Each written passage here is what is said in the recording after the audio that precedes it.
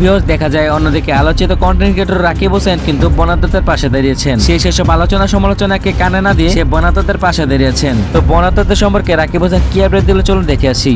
কারণ আপনাদের সাহায্য এখন প্রয়োজন। এখন যদি আমরা একান্তকে সাহায্য না করি তাহলে কখন সাহায্য করবো?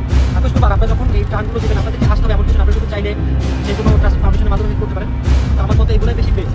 কারণ অনেকে আসে, আমিও আজকে আমি আসি, বাট আগে আমি হেল্প করতে কিন্তু ফাউন্ডেশনের মাধ্যমে করা যায়। ইভেন সামনের আগে আমি আমার সামর্থ্য যতটুকু পছন্দ আমি করতে পারি। নিজে আসলে কি হয়, বিজ ক্যাচ হয়ে যাবে পারফেক্ট। তো যাই হোক ভিউয়ার্স, ফেনী, নোয়াখালী সহ দেশের দক্ষিণাঞ্চলগুলোতে বন্যায় কবলিত অনেক মানুষ। তবে এরই মাঝে যে কন্টেন্ট ক্রিয়েটর হোক বা বিভিন্ন পেশার লোক হোক, সবাই তাদের পাশে দাঁড়িয়েছে। কিন্তু দেশের সরকার পদত্যাগের পর একটা সংকট না কাটতে আরেকটি সংকট এই বন্যা।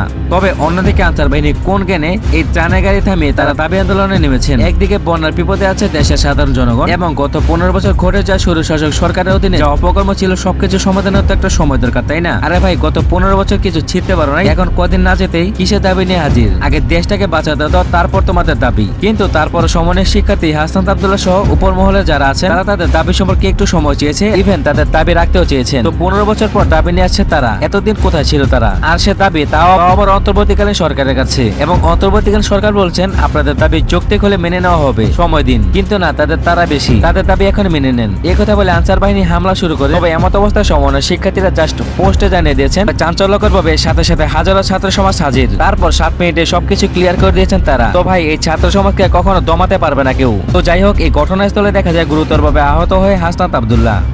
বর্তমানে তার অবস্থা একটু উন্নতির দিকে হলো, পাশাপাশি আরো আহত 50 জন প্লাস।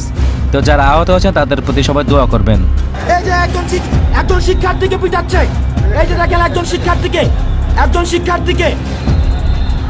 যে একজন শিক্ষার্থীকে, এই যে দেখেন বিশ্ববিদ্যালয়ের সব স্টুডেন্ট, সব হলের স্টুডেন্ট, এই যে ওরা ছাত্রদের উপরে অ্যাটাক করার জন্য।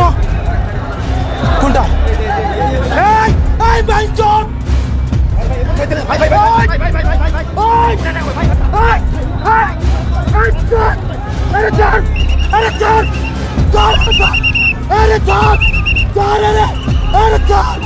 আমি মারে ফেলবো।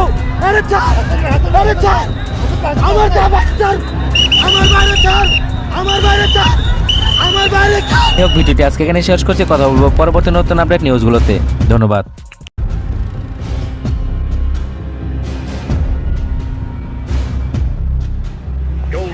Bravo 6. Security confirms gunfire and at least one explosion in the stadium with multiple injuries. Over. Copy. We're inbound now. You said it, son. Ghost and I are 10 mics out. Let's bag this bastard. Out here. Makarov threatened the airport and he hit the stadium instead. So fucking loud, man. Civilians are everywhere. Check your shots. I've got one unknowns inside. Makarov? No idea with that. ROE still stands. Stop! Get out of here, go! Christ almighty. Watch out! Close one. Still in one place.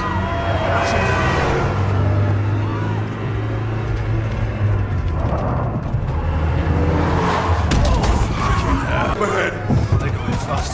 Killing civilians! Contact! Turn fire!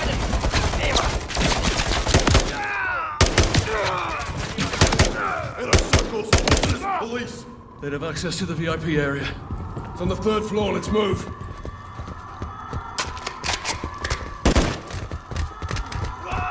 Contact! Top of the stairs! Stairs clear. Good horses up ahead. Stairwell's on the other end. It'll get us to the 3rd floor. Contact front! Move!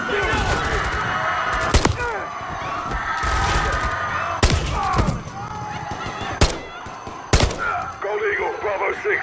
We're internal and pushing to the VIP area. Be advised, Inner Circle is posing as police. Over. Copy. All police on target are considered hostile. Roger that. I'm moving. Fuckers are using grenades!